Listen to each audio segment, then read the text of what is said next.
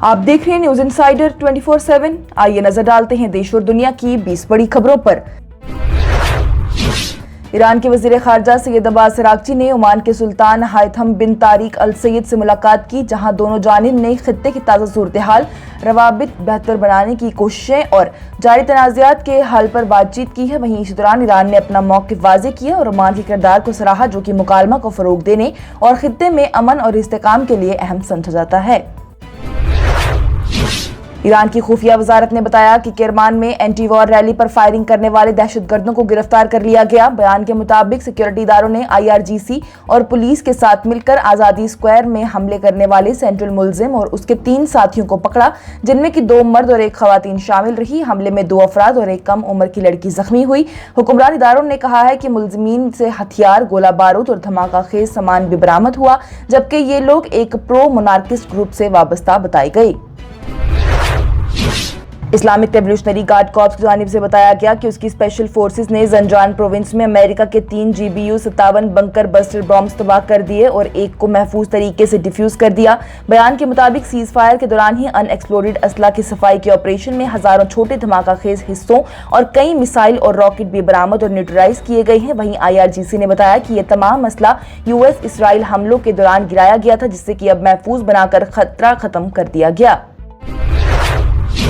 ختم الانبیاء مرکز کے ڈپٹی انسپکٹر بریگیڈیئر جنرل اسادی کی جانب سے امریکہ کو سخت پیغام دیتے ہوئے کہا گیا کہ ایران وینیزویلا نہیں ہے، جہاں پر آسانی سے وسائل لوٹ لیے جائیں گے، بلکہ یہاں کی قوم مضبوطی سے مقابلہ کرے گی۔ انہوں نے یہ بھی کہا کہ ایران کی فوج اور ریزسٹنس ایکسس دشمن کا جواب دینے کے لیے تیار ہے، اور اگر امریکہ یا اسرائیل نے دوبارہ حملہ کیا تو انہیں زیادہ سے زیادہ سخت جواب کا سامنا کرنا پڑے گا۔ ایران میں عدلیہ نے بتایا ہے کہ دہشت گرد تنظیم جیش العدل سے وابستہ ملزم امیر رمیش کو سستان اور بلوچستان میں دہشت گردی کی کارروائیوں پر سزائے موت دے دی گئی، جو کہ اتوار کی صبح نافذ کی گئی۔ ملزم کو چھوار کے علاقے سے گرفتار کیا گیا تھا اور اس پر دھماکے کرنے، سیکورٹی فورسز پر حملے اور تنظیم کی رکنیت کے الزامات کو بھی ثابت ہوئے ہیں۔ وہیں سستان اور بلوچستان میں بھی پچھلے سالوں میں کئی دہشت گرد حملے ہو چکے ہیں، جن میں سال 2024 میں تفتان کے علاقے میں 10 سیکورٹی افسر ہلاک ہوئے تھے، جس کی ذمہ داری بھی اسی تنظیم نے قبول کی تھی۔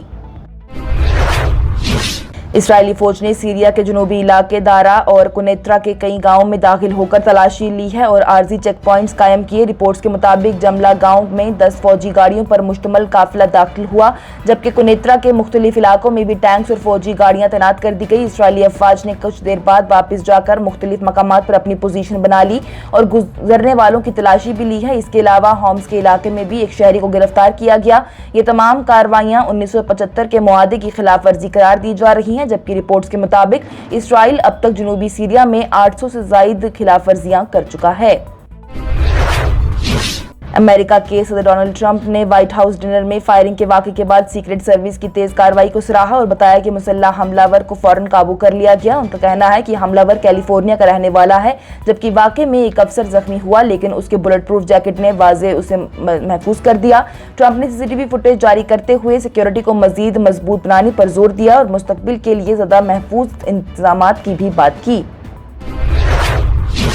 ایران کے صدر مسعود پزشکیان نے امریکہ پر الزام لگایا کہ دباؤ اور بات چیت ایک ساتھ نہیں چل سکتے اور کہا کہ امریکہ کے صدر ڈونلڈ ٹرمپ کے رویے سے اعتماد کم ہو رہا ہے۔ ان کا یہ بھی کہنا ہے کہ اسلام آباد میں مذاکرات ناکام رہے کیونکہ امریکہ نے سخت شرائط رکھی اور ساتھ ہی ایران پر بلاکیڈ جاری رکھا۔ ایران نے واضح کر دیا کہ جب تک پابندیاں ختم نہیں ہوتی وہ مذاکرات دوبارہ شروع نہیں کرے گا اور اسٹریٹ آف ہارمز بھی نہیں کھولے گا۔ سری نگر کے ممبر پارلیمنٹ آغا سید روح اللہ مہدی کی جانب سے حکومت پر سخت تنقید کرتے ہوئے کہا گیا کہ جموں کشمیر کے لوگوں نے صرف ریاستی حیثیت کی بحالی کے لیے نہیں بلکہ اپنے آئینی حقوق، خاص طور پر آرٹیکل 370 کی بحالی کے لیے ووٹ دیا تھا۔ ان کا کہنا ہے کہ حکومت نے اس جنگ کو روک کر عوام کے مینڈیٹ اور بھروسے کے ساتھ ناانصافی کی، جس سے کہ لوگوں میں ناراضگی بڑھ گئی۔ انہوں نے 5 اگست 2019 کے فیصلے کا حوالہ دیتے ہوئے کہا کہ اس سے لوگوں کے حق رائے بھی متاثر ہوا، جبکہ موجودہ حکومت نہ اسٹیٹ ہوڈ، نہ آئینی ضمانتوں اور نہ ہی دیگر بنیادی مسائل پر آواز اٹھا رہی ہے۔ روح اللہ مہدی نے یہ بھی الزام لگایا کہ ڈیلیمیٹیشن اور ریزرو سیٹس کے نام پر سیاسی فائدہ حاصل کرنے کی کوشش ہو رہی ہے، جبکہ ان کی پارٹی بھی ان سے آرٹیکل 370 اور 35A کی بحالی کے مسئلے پر اختلاف رکھتی ہے۔ जम्मू कश्मीर की वजीर तालीम और सेहत सकीना इतुन ने रिश्वतखोरी के खिलाफ जीरो टॉलरेंस पॉलिसी का ऐलान करते हुए कहा है कि कोई भी अफसर अगर रिश्वत लेता पाया गया तो उसे बिल्कुल नहीं बख्शा जाएगा। उन्होंने कहा है कि हुकूमत हर शिकायत पर एक्शन लेगी और किसी को भी तहफ़्फ़ुज़ नहीं दिया जाएगा। ये बयान बारामूला में एक सीनियर तालीमी अफसर पर करप्शन के इल्जामात के बाद दिया गया। वजीर की जानिब से तनकीद करने वालों को जवाब देते हुए कहा गया कि हुकूमत शफाफियत के लिए पुरज़म है और उमर अब्दुल्ला की क़ियादत में हर गलत काम के खिलाफ सख्त कार्रवाई की जाएगी। उत्तर प्रदेश के हरदोई में सनबीम स्कूल का एक वीडियो वायरल हुआ जहां प्रिंसिपल पर इल्जाम है कि उन्होंने एक माह से किताबों पर के तनाज़े पर बदतमीजी की और बच्चे को स्कूल से निकालने का हुक्म दिया। मामला उस वक्त सामने आया जब वालिदा ने किताबें स्कूल के मुकर्रर वेंडर की बजाय बाहर से खरीद ली थी। वीडियो के बाद ही लोगों ने तहकीकात और प्रिंसिपल के खिलाफ सख्त कार्रवाई का मुतालबा किया। आम आदमी पार्टी के मेंबर पार्लियामेंट संजय सिंह की जानिब से बीजेपी में शामिल होने वाले 7 राज्यसभा के अरकान के खिलाफ कानूनी मोर्चा खोलते हुए राज्यसभा के चेयरमैन और नायब सदर हिंद सीपी राधाकृष्णन को दरख्वास्त दी है और उनकी रकनीत खत्म करने की बात कही है। उनका ये भी कहना है कि यह कदम आइन के खिलाफ और एंटी डिफेक्शन कानून की खुली खिलाफ वर्जी है। ये बयान उस वक्त सामने आया है जब राघव चड्ढा समेत कई अरकान ने आम आदमी पार्टी छोड़कर बीजेपी ज्वाइन कर ली। संजय सिंह की जानिब से इस अमल को गैर कानूनी करार देते हुए कहा है कि इसके खिलाफ अदालती जंग जारी रहेगी और उसे लड़ा भी जाएगा और अवाम भी इस फैसले के खिलाफ एहतजाज कर रही है। मणिपुर के वज़ीर आला युमनाम खेमचंद सिंह की जानिब से इम्फल में जारी तशद्दुद के दरमियान अवाम और सिविल सोसाइटी से अमन बहाल करने के लिए मदद की अपील की गई। उन्होंने कहा कि एहतजाजात की वजह से रोजगार और बच्चों की तालीम मुतासिर हो रही है और अमन सिर्फ हुकूमत नहीं बल्कि सब स्टेक होल्डर्स मिलकर ला सकते हैं। हालिया झड़पों में 20 से ज्यादा अफराद जख्मी हुए जबकि पुलिस ने चंद अफराद को गिरफ्तार भी किया। वज़ीर आला ने यकीन दिलाया कि बच्चों के कत्ल में मुलव्विस अफराद को जल्द गिरफ्तार किया जाएगा और मुतासिर खानदान के लिए इंसानी बुनियाद पर मदद फराहम की जाएगी। आम आदमी पार्टी के राज्यसभा के मेंबर पार्लियामेंट संजय सिंह की जानिब से प्रेस कॉन्फ्रेंस में बीजेपी और वज़ीर आज़म नरेंद्र मोदी पर तनकीद करते हुए कहा कि डोनाल्ड ट्रंप के बयानात और हिंदुस्तान के लिए उनके रवैये पर हुकूमत खामोश रही। उन्होंने सवाल किया कि जब ट्रंप पर हमला हुआ तो मोदी ने हिंसा के खिलाफ पोस्ट किया लेकिन पहले के वाकयात पर कुछ भी नहीं कहा और इसे हुकूमत की कमजोर फॉरेन पॉलिसी और दोहरे मेयार से जोड़ दिया। राज्यसभा के रकुन हरभजन सिंह को मरकजी हिफाजत फराहम कर दी गई जबकि आम आदमी पार्टी छोड़कर बीजेपी में शामिल होने पर जलंधर में उनके घर के बाहर एहतजाज हुआ है और दीवार पर गद्दार लिखा गया। जराये के मुताबिक अब उन्हें सेंट्रल रिजर्व पुलिस फोर्स यानी सीआरपीएफ के कमांडोज दिल्ली और पंजाब में सिक्योरिटी देंगे जबकि इससे पहले पंजाब पुलिस उनकी हिफाजत वापस ले चुकी थी। ये सियासी हलचल उस वक्त तेज हुई जब राघव चड्ढा ने आम आदमी पार्टी छोड़कर बीजेपी ज्वाइन करने का ऐलान किया और कई दीगर अरकान भी उनके साथ शामिल हो गए।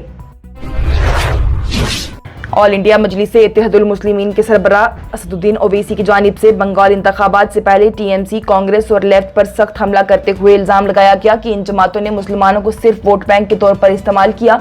उनका कहना था कि मुसलमान अक्सरियत इलाकों में तरक्की न होने के बराबर है और अब अवाम एक मजबूत और खुद मुख्तार की आदत चाहती है। ओवैसी ने बीजेपी के घुसपैठ के बयान पर भी तनकीद करते हुए तस्लीमा नसरीन का जिक्र किया और मरकजी हुकूमत से सरहद की हिफाजत पर सवाल खड़ा किया। उन्होंने कहा कि मुसलमानों की नुमाइंदगी कम है और अब बंगाल में सियासी तब्दीली इसे लेकर उभर रही है। जम्मू कश्मीर के कठुआ में सरहदी इलाकों की अहमियत को देखते हुए डीआईजी पुलिस श्रीधर पाटिल ने सख्त चौकसी और हाई अलर्ट रहने की हिदायत दी। उन्होंने अफसरों को बॉर्डर पर मजबूत निगरानी, ज्यादा पेट्रोलिंग और सिक्योरिटी एजेंसीज के दरमियान बेहतर राब्ता बरकरार रखने का हुक्म दिया ताकि किसी भी दुश्मनाना साजिश को नाकाम बनाया जा सके। साथ ही उन्होंने जुर्म पर काबू पाने, पेंडिंग तहकीकात जल्द मुकम्मल करने और नशा मुक्त अभियान के तहत ड्रग्स के खिलाफ सख्त कार्रवाई करने पर भी जोर दिया। जम्मू कश्मीर के वज़ीर आला उमर अब्दुल्ला ने बेंगलुरु में टीसीएस वर्ल्ड 10 के दौड़ में हिस्सा लेते हुए इसे वर्ल्ड क्लास इवेंट करार दिया और कहा कि इसमें जोश और जज्बा बहुत ज्यादा था। उन्होंने दौड़ के बाद कहा कि शुरू में तेज भागे लेकिन बेंगलुरु की नमी ने मुश्किल पैदा कर दी। ये दौड़ हिंदुस्तान के मशहूर इवेंट्स में से एक रही जहां पर मुल्क और बाहर के लोगों ने शिरकत करते हुए और अब्दुल्ला पहले भी फिटनेस और ऐसे पब्लिक इवेंट्स में हिस्सा लेते रहे। वज़ीर दाखिला अमित शाह 30 अप्रैल को लद्दाख के 2 रोजा दौरे पर आएंगे जहां वो तरक्याती प्रोजेक्ट और सिक्योरिटी सूरत हाल का जायजा लेंगे। दौरे के दौरान वो बुद्धा पूर्णिमा के भी मौके पर लॉर्ड बुद्धा के मुकद्दस असर पर भी हाजिरी देंगे, वहीं रूहानी अहमियत पर भी ख्यालात का इजहार करेंगे। इसके अलावा वो बॉर्डर रोड्स, मोबाइल कनेक्टिविटी और वाइब्रेंट विलेजेस प्रोग्राम का भी जायजा लेंगे जबकि ये दौरा साल 2019 के बाद उनका लद्दाख का दूसरा दौरा होगा और स्टेटहुड और आईनी तहफ़्फ़ुज़ के हवाले से जारी बातचीत के दरमियान अहमियत रखता है। اور انڈین میٹیورولوجیکل ڈپارٹمنٹ کی جانب سے جموں کے 5 ضلع جموں، کٹھوا، سانبا، ریاسی اور ادھمپور میں ہیٹ ویو کا الرٹ جاری کیا گیا، جہاں اگلے 2 دن گرم اور خشک موسم رہنے کا امکان ہے۔ لوگوں کو مشورہ دیا گیا کہ دھوپ کے زیادہ اثر کے وقت باہر نہ نکلے اور پانی زیادہ پئیں۔ دوسری طرف سے کشمیر میں موسم عام طور پر خوشگوار رہے گا، جہاں پر چند مقامات پر ہلکی بارش یا آندھی کا امکان ہے، جبکہ درجہ حرارت 17 سے 22 ڈگری کے درمیان رہنے کی توقع ہے۔ اس کے ساتھ ہی ٹاپ 20 ہیڈ لائنز کا یہ مرحلہ ہوا اختتام پذیر۔ دیجیے اجازت، لیٹسٹ اپڈیٹس کے لیے دیکھتے رہیے نیوز انسائیڈر 24/7۔